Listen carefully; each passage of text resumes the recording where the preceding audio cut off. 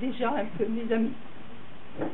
C'est lui qui, sans le savoir, ou sans vouloir le savoir, a contribué à tisser et à faire vivre des amitiés dont chacun connaît la richesse. Louis représente pour mes frères et sœurs, Martine et moi-même, un des témoins de notre histoire familiale. Titi, ce sont des moments forts et aussi des anecdotes que nous avons tous en mémoire et qui nous l'ont rendu attachant. C'est pour les enfants que nous étions, les souvenirs de Saint-Oyen, où nous envahissions sa maison familiale.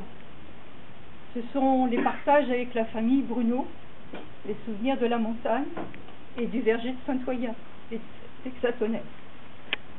Titi n'avait pas d'heure pour arriver, ni pour faire la cuisine, ni pour dormir.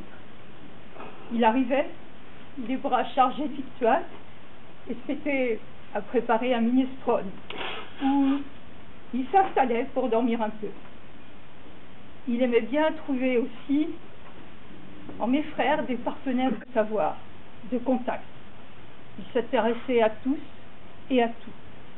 Il me disait avant d'être hospitalisé, « J'ai de la chance, je fais toujours des rencontres extraordinaires. » Ces rencontres n'étaient pas le fruit du hasard.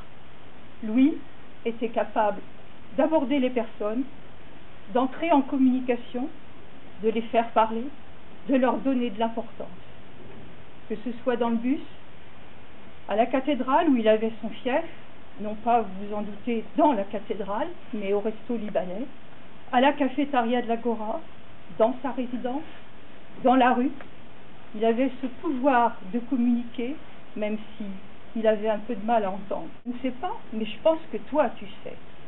Et sans en rajouter, avec beaucoup de modestie, il disait, il m'apprenait. Louis aimait se transposer ailleurs, physiquement, lors des voyages qu'il avait effectués, mais aussi dans nos échanges sur mes propres projets de voyage. Et il avait été. D'autres amis témoigneront de son militantisme, de ses engagements syndicaux et associatifs pour plus de solidarité, de paix, de respect de l'homme, de refus du capitalisme et de ses dégâts. Juste avant son hospitalisation fin juin, Louis avait demandé à Georges de lui transmettre des exemplaires du texte de Hessel « Indignez-vous ». Il avait en perspective, lors de ses conversations avec le personnel soignant, de les diffuser. Il n'en a pas eu l'occasion. Louis était un indigné qui joignait la parole aux actes. Je suis heureuse et fière, comme l'est ma famille, de l'avoir connu. Il fait partie des personnages que l'on dit. Merci pour cette rencontre autour de Louis, qui nous permet de dire à nos revoirs collectifs. Ma sœur me disait qu'on le pensait éternel.